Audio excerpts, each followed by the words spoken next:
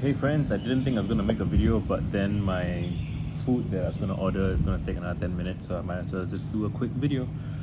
What have I been up to? I have been going through my blog archives, which is something that I always want to do it, and the thing is my archives are so big that I can never quite sit down and do it all at once, right? So it's always a project just to try and reread my old stuff.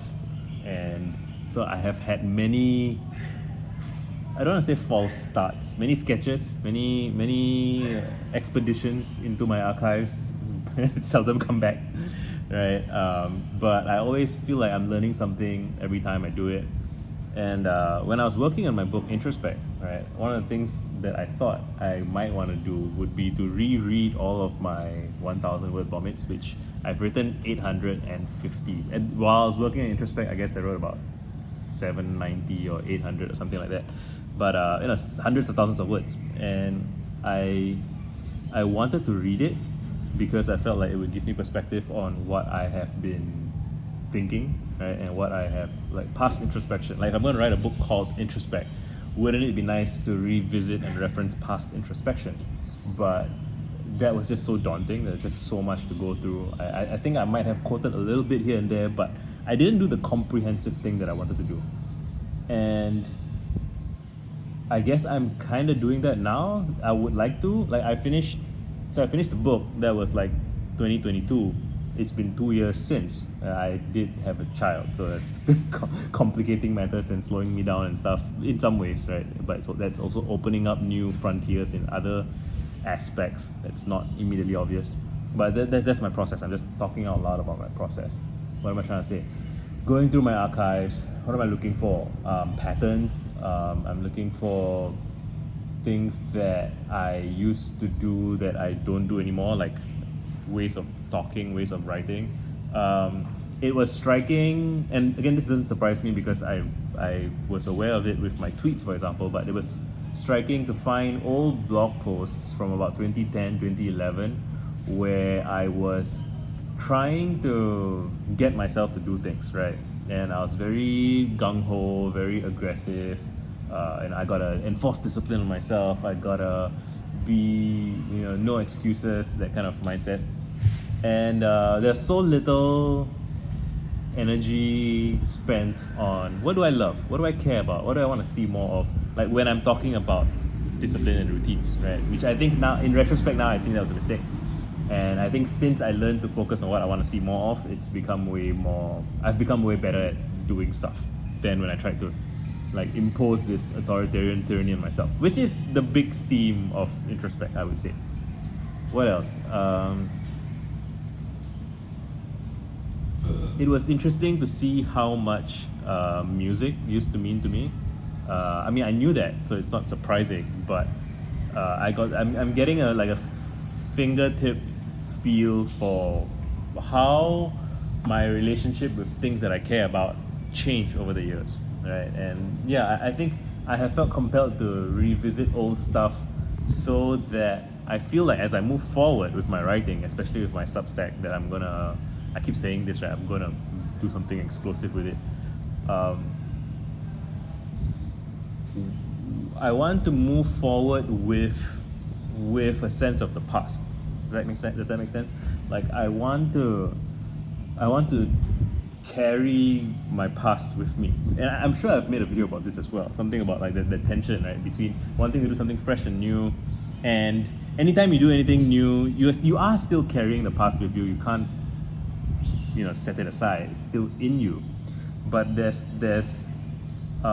in you in an incidental kind of random way, and there's in you in a very deliberate and conscientious way. So, like, one thing I learned that I forgot about was that I had read Murakami's book about, like, distance run. So Murakami has a book about being a long distance runner and how that has shaped his perspective on writing and stuff.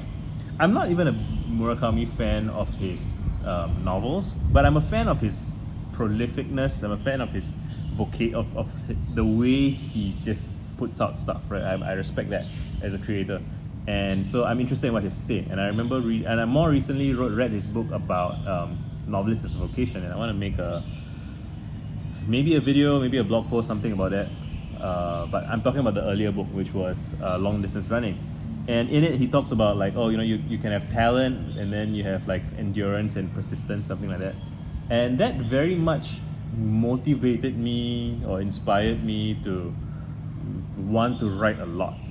And I've somehow forgotten this, I think. When I tell the story of how I do my prolific writing, I tend to date it back to the parable of the pottery class, which is from this book Art and Fear. But like it's cool to like know more of the ancestry of my ideas. I think that's what I'm getting at. I'm trying to have a better understanding of the ancestry of my ideas, right? Like I want to know the family tree. Why? I just feel more embraced. But this is kind of surprising. I wasn't expecting to go here, but like that's the point, right? So the question of this video, right, is like, why am I going through my archive so much, and what do I want to get out of it?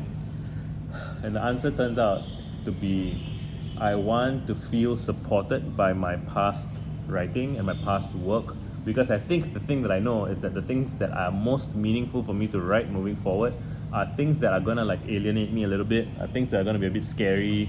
I mean, again, if it's not scary to write something, why are you writing it, right? Like you're just writing it to reassure yourself or to soothe yourself, which has a place, but like the task that I have ahead of me, like the challenge or the mission, the quest, is I have to write about difficult, painful things and write it well. I wanna, challenge people to see things differently, and that kind of challenge is always, it's not gonna be pretty. I'm gonna try my best to manage it like, with finesse. But no matter how finessed you are, if you're gonna write about difficult things, you're gonna get unpleasant responses and stuff. And I want to, in preparing for that mission, right, that endeavor, I want to approach it like with that support of my past selves, right? So it's like I'm trying to do this ritual summoning, I guess, of like being surrounded by my own past self. Yeah, I think that's what I'm trying to do. That's so interesting. I didn't know this while I was doing it, but having made a video about it, it's become clear to me that is what I need to do so that I can move forward. It's very much like I'm imagining now an artist who's about to make their next album, and they bring in all their old albums. And some artists will be like, okay, to make the next album, I have to put aside all my albums and do something completely fresh. Which is, again, I think it's a valid tactic. But I don't think that's what I need from myself right now. I think what I need from myself right now is I need to, like, I'm a lot of my work is about connective tissue, right? And I'm trying to connect all the dots of all the existing things I've done, all the past things I've done, all of my influences.